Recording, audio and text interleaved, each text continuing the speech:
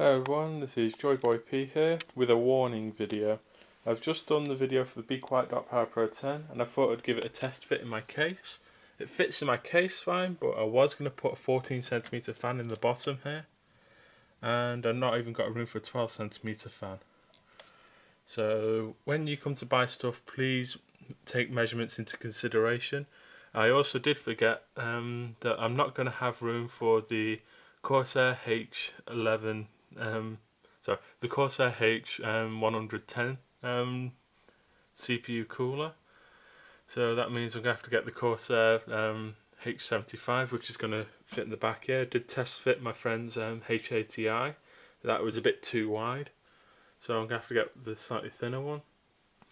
This is the AeroCool Mechatron Black Edition case.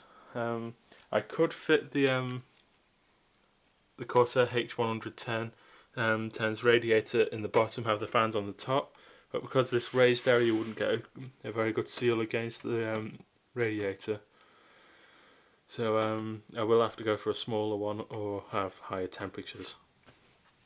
So please learn from my mistakes here.